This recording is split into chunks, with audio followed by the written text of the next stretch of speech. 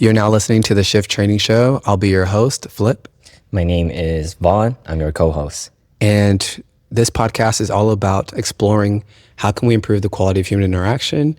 And today we're going to be focusing on how we can build emotional resilience. What does it actually look like? What does it actually include? And how can we do that? Just a quick shout out. I want to let you know that at the end of this, there will be a link in the description available for a free guide. So it's totally available. We don't want anything from you. Just want to share this information and maybe give you a little 10-minute practice that you can walk through. With that being said, let's get into the content of the show. Let's begin. What's our topic for today? Okay, so we're going to go into emotional resilience, and I have notes. So we have our notes. We want to be in detail with this with you guys. So what we have here is emotional resilience is not about controlling emotions. It's about relating them or relating to them skillfully. Resilience increases as we improve nervous system regulation, emotional clarity, and response flexibility.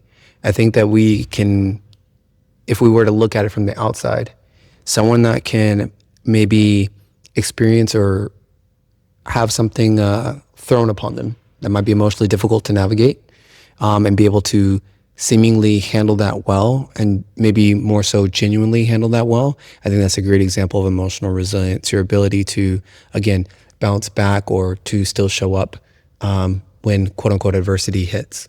Yeah, I think for me, emotional resilience, I think there is a misunderstanding for the most part.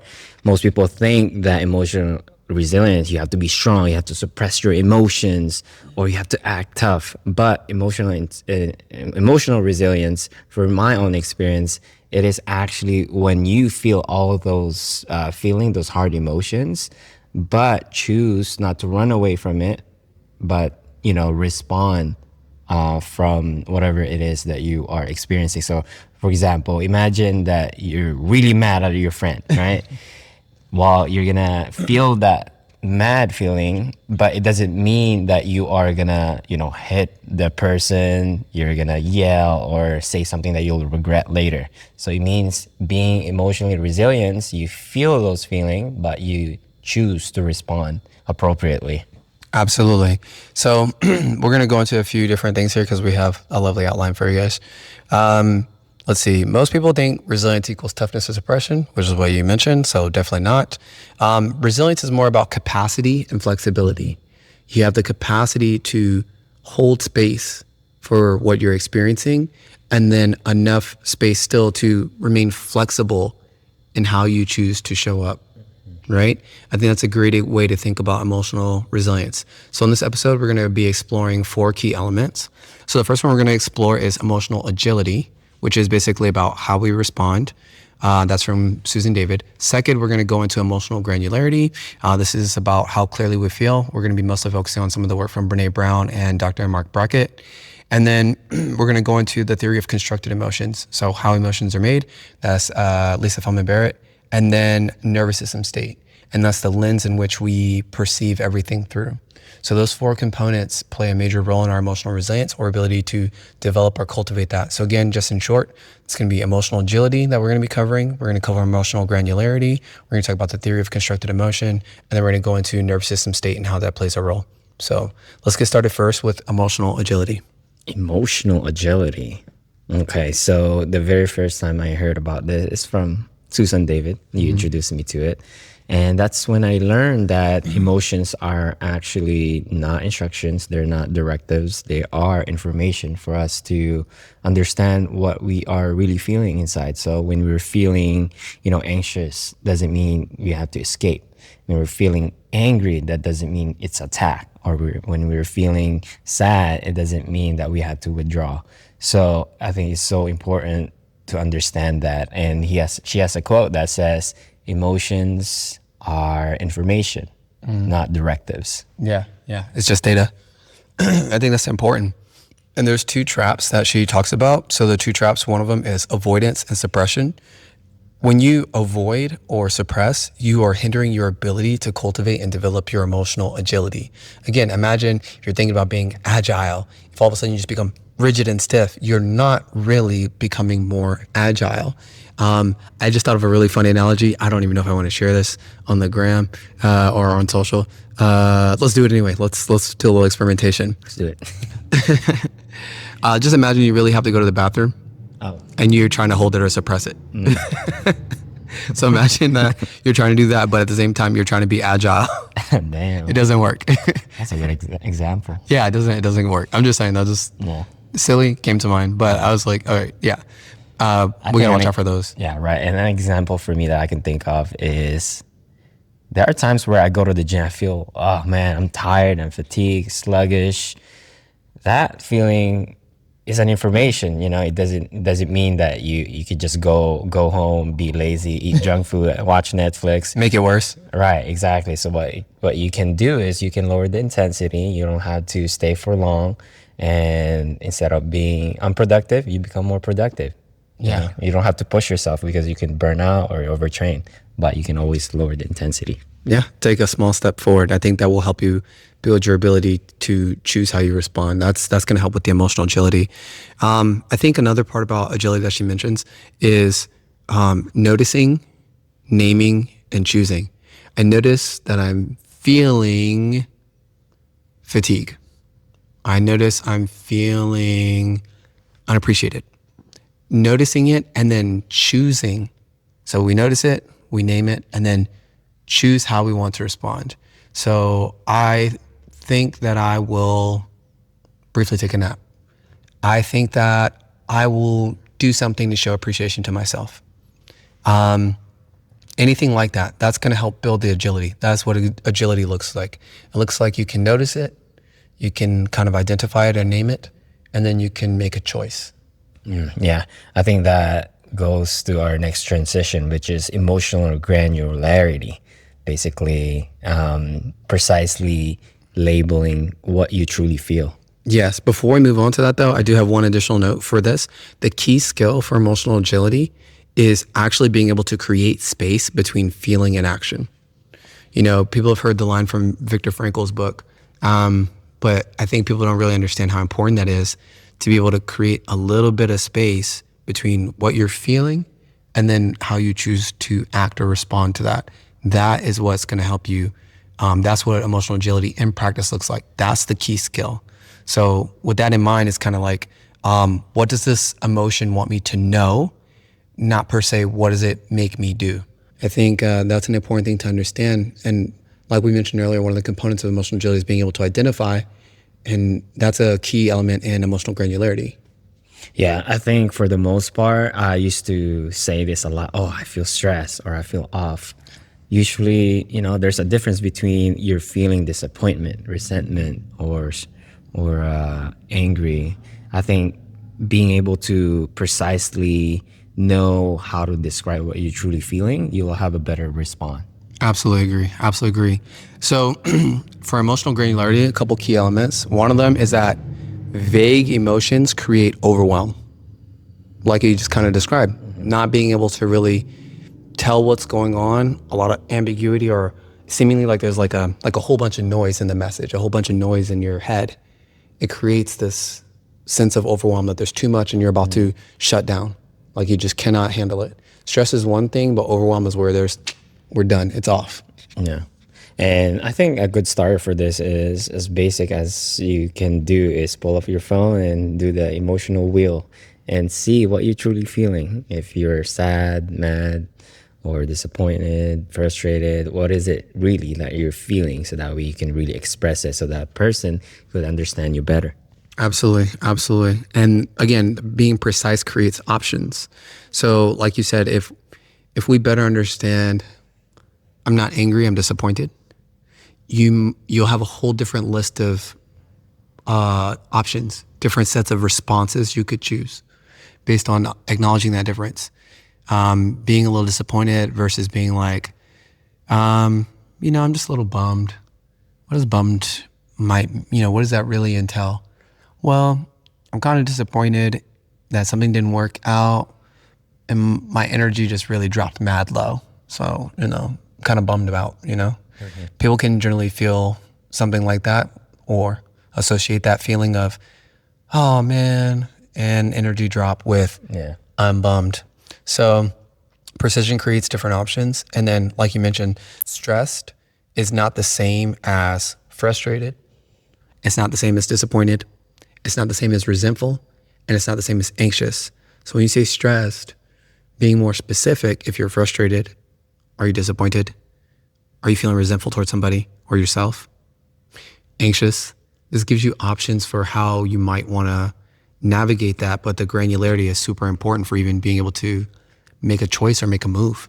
Yeah, basically name it and navigate it.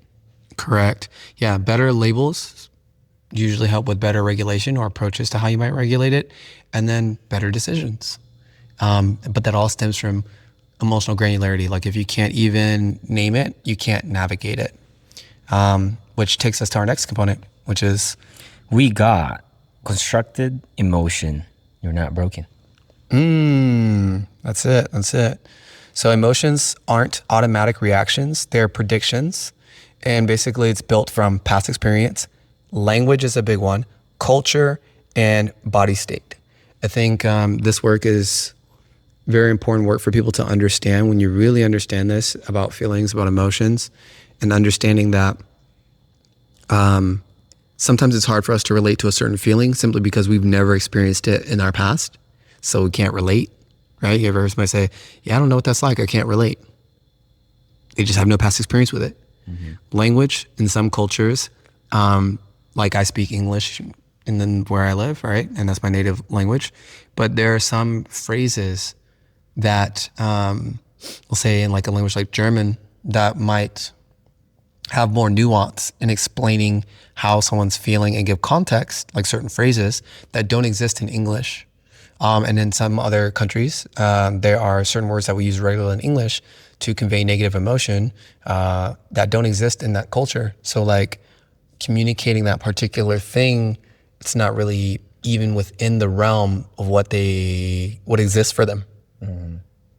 Yeah, I think understanding that concept, that emotions we're not hardwired to that. I think it depends on our past, our experiences, our culture, the language especially. And the way I think about this is when you are young, there is some certain program that you picked up from, whether it be your parents or caretaker, maybe speaking up before will have consequences or punishment. But as you get older, that old pattern doesn't serve you anymore, and then you develop that pattern, and sometimes you might just be silent or run away from that situation, but that is not going to help you to develop a new pattern that will be serving you. Absolutely. And when you mention culture, that's an important thing. So like past experience, the language we speak, the culture we're involved in, right? Like we said in the previous episode, when you're in the fish tank, you're in the fish tank. And sometimes you don't know you're in the fish tank to a fish, they're just in the water. I think that's a huge thing. Some cultures, the idea of, let's say, community or communal things or sharing or coming together makes sense. Bless you. Yeah. Family is a big component for some people. Some cultures it's honor. Some cultures it's individualism. Sometimes it's me. So bless you again. So it just depends. And that influences a lot of like how we perceive or interpret how we're feeling. Like an easy one, especially for men, is it's more socially acceptable, at least in this country, to be assertive or aggressive. Now it's kind of being like, there's some debate on that, but like traditionally speaking, a man showing that he's sad or disappointed is less acceptable than him relaying that he's angry. Yeah, I think there's definitely a dichotomy to that. And the way I see it, I think a man could be vulnerable. I think there's a difference between vulnerability and emotional. I think knowing when to be vulnerable and knowing when to be emotional would help you differentiate what's the difference. Absolutely. And then the last element of this for regards to the theory of constructed emotion is about your body state. which we're going to go into next. It's really about your body state. I have a friend who I cannot wait to have on this podcast yet. I just cannot wait, but it'll be fun when he gets here. But the way the current state of your nervous system dictates how you see everything in the world. This is easy math, okay? So like you feel threatened, what are you thinking? I have to survive. I have to deal with that threat. Your focus narrows. You can't see or experience any of the other things. Your brain, your body, your nervous system literally turns it off. The answer is no. Those parts get no resources. So those switches get turned off. Versus if you're feeling pretty safe, you have more ability to widen your gaze a little bit. You can explore, you can be a little bit more curious, maybe breathe a little bit more deeply. It's easier for you to regulate or navigate your feelings or emotions or practice any of the other skills when you are more quote unquote regulated, when you're in a rest and digest kind of state, when you're kind of just sitting back, when you're chilling, when you're calm, right? When there's less autonomic arousal. That influences the way you see and interpret everything in the first place.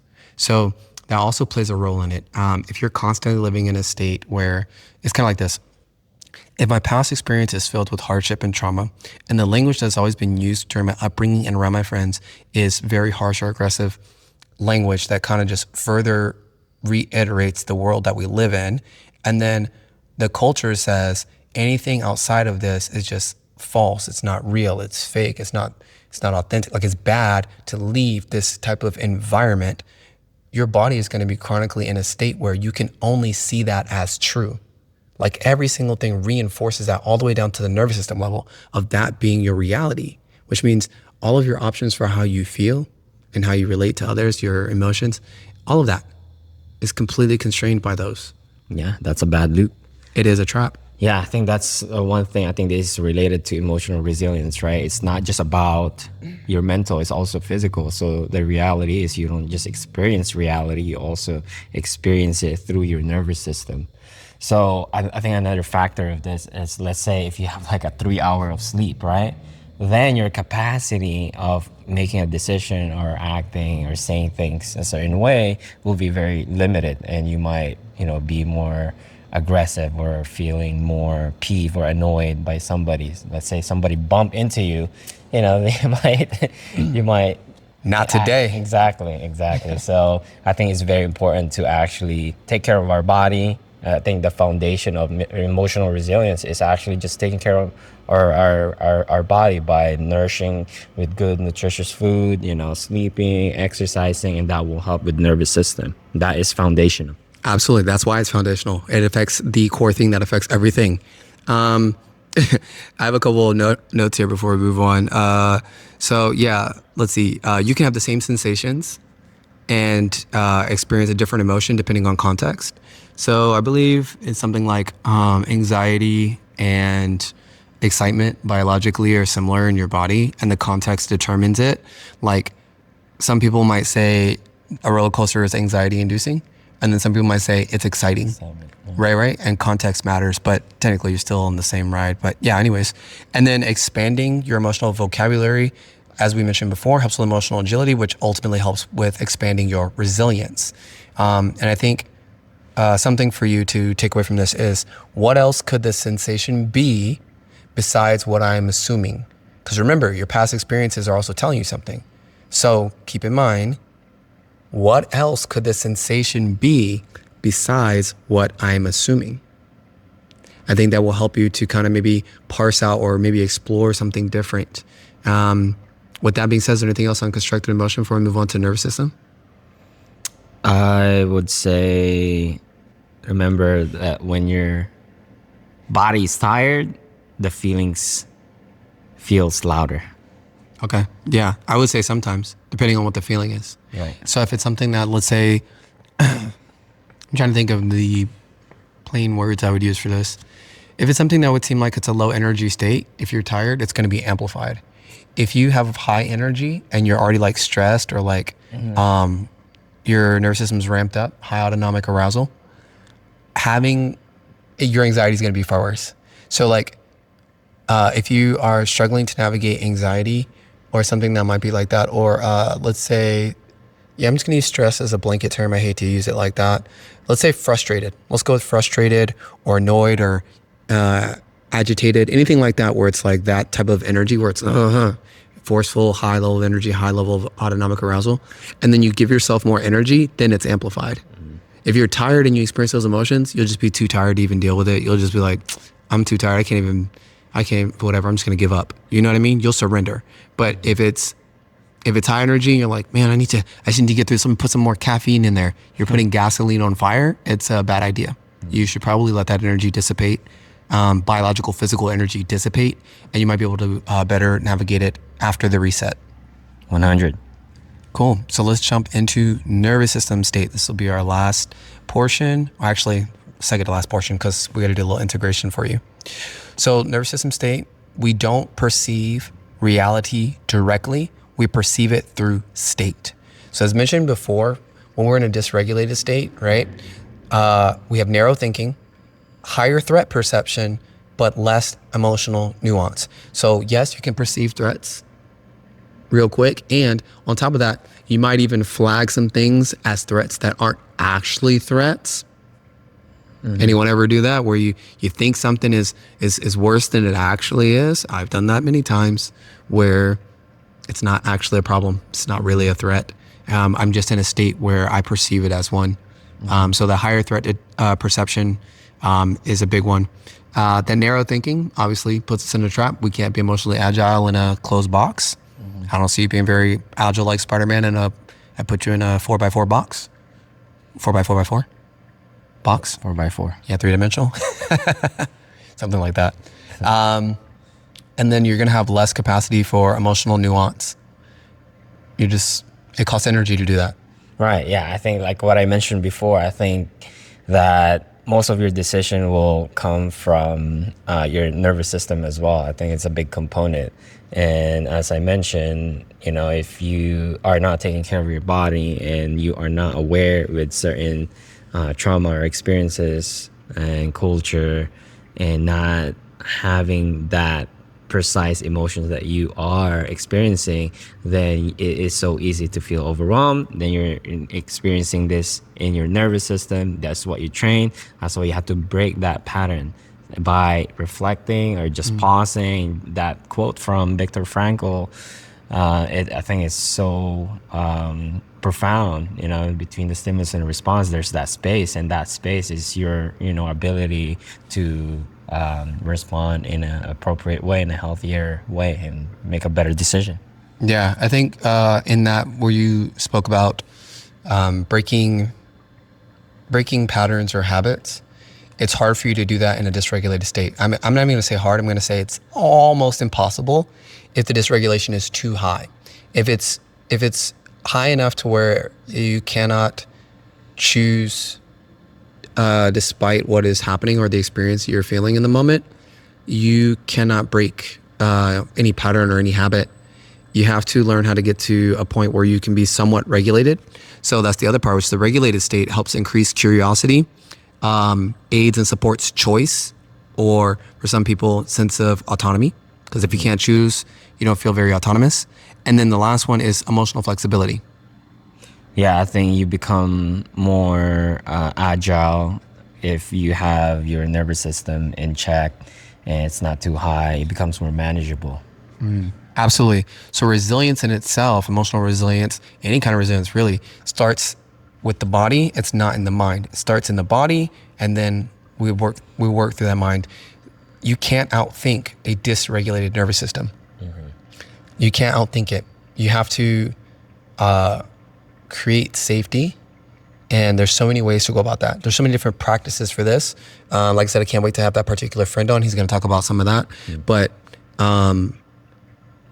people have found different ways to regulate their nervous system to some degree, to create some sense of safety with themselves. And I think what's important is that you do have a practice that allows you to do that, one that's healthy and doesn't reinforce bad habits, but it helps you to be regulated in a way where you can consciously take that and make good choices to better your life.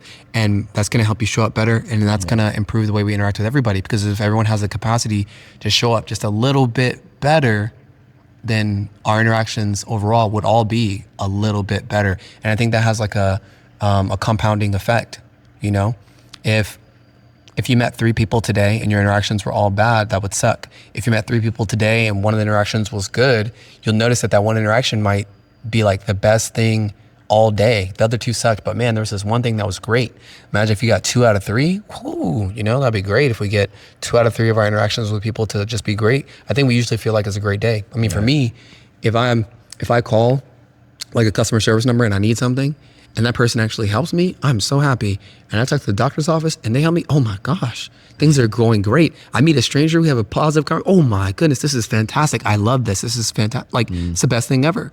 A few positive interactions in a day can do a lot for us. So it's important to really understand how to build that resilience. It's important for us to get good at that, to be able to find safety, to be able to regulate, to be able to make good choices. Yeah, I thought that those are some great examples. And for the most part, I think most people are focusing a lot more on the negative and forgetting the positive. You know, we got 10 compliments and we just focus on the one negative. Wow. So I think that is a good part where we have to pause. Okay, like, you know, let's not focus on that because it becomes a habit for the most part, right? And yeah, I think that's part of being emotionally resilient as well. Absolutely. So let's move on to our integration. So we're going to go through a little model, a little loop. So basically it's like this. Step 1, regulate the body. Step 2, name the emotion precisely. Step 3, hold it lightly, not fused, not avoided, just lightly, you know, be with it for a little bit. And then we're going to choose actions or responses that are aligned with our values. So that's the process. Now, most people try to skip straight to step 4. They just, I feel like this, so I choose and I act this way. And it's like, well, how many people have ever made a decision or taken action and then be like, man, I probably should have done that different? I think at some point we all have had that experience, right? Right. Yeah, I think that's very important, especially number 1, you have to regulate your body by just, it could be pausing, you know, walking and you know, anything that will make you feel in that neutral state. Yeah. I would say the challenge with the nervous system is it's kind of tricky. So being able to even detect or perceive when a state change is occurring or there has been a state change, I think it's very specific physiological things to look out for. And we'll probably cover that in another episode. But you want to regulate the body first. And from there, we're going to name that emotion precisely. And you might even start to notice that in the process of regulation, that emotion itself, the feeling, it starts to dissipate. It almost starts to evaporate. And it makes it maybe a little bit easier to hold it lightly and makes it easier for you to go, you know what? I can choose to conduct myself in this fashion. Simply just by learning how to regulate that, you can diffuse a lot of the energy right up out of a lot of a negative emotion. Mm-hmm. Yeah, absolutely. Unless you keep playing it back in your head like a loop, which is bad. I don't recommend that. But yeah, so that's the resilience loop. You're going to regulate your body, name the emotion precisely, hold it lightly, and then you're going to choose actions that are aligned with your values. Any closing thoughts on that before we move on? Yeah, I think there's this question that will help, which is, what am I feeling right now specifically? So 3 name emotion instead of just one. I think we're so used to just naming one emotion, good, bad, or stress. I think your ability to improve is when you practice naming the emotion, because there will definitely have more emotions when you feel feel those things that are, you know, stressful or like hard emotions that you're feeling. And before reacting, you know, regulate your body first. Absolutely. I think a great app for what you're talking about is the How We Feel app. We've talked about it before, but How We Feel app, it's in the app stores. Dr. Mark Brackett, and I think you should check it out. It's going to help with a lot of emotional granularity.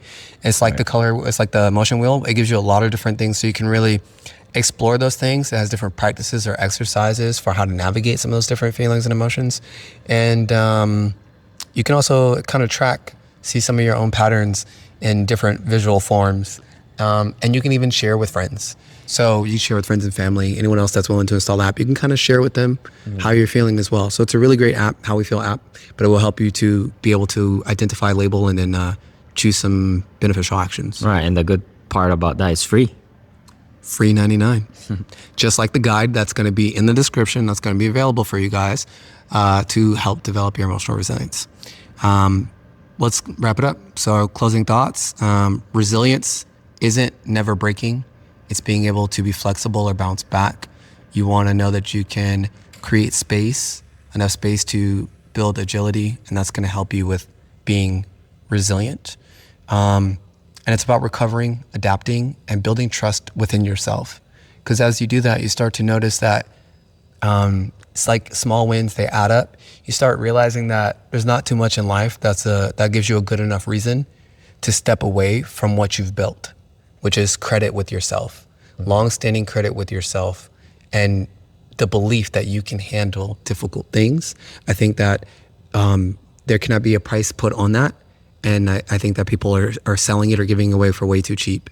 The ability to believe that I can deal with hard things and really feel it in your core and be like, even when it feels like it's the worst thing on the planet, I still think I'll be okay.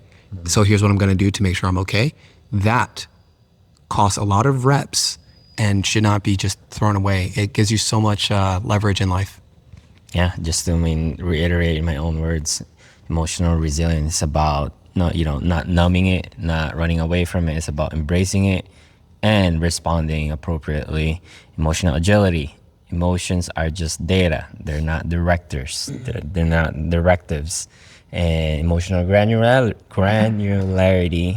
is being very precise with what you're truly feeling, and know that your past, your culture, the language that you use, there are certain things that you react on that is coming from your own experience. And lastly, the foundation, nervous system. We're not just feeling all this physically, we're also feeling it first in our body. Yeah, physically in our body, 100. So the goal isn't emotional control. That's not the point of emotional resilience. It's about emotional capability. If you are not capable of dealing with your own feelings or emotions, you're very likely to run from them, which is going to stifle your growth, which is going to hinder your relationships, which is going to impact the quality of your life.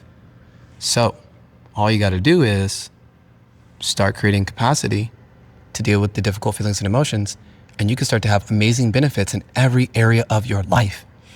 And that's what we want for you. And that's what we want for everybody. And that's why we need everyone to get these interactions on deck so we can have a more interesting, bright, beautiful Future. world. Yeah, 100%. All right, cool. So I have a closing question for you. It is, what emotion have you been resisting that might actually be trying to help you? Ooh, some good question.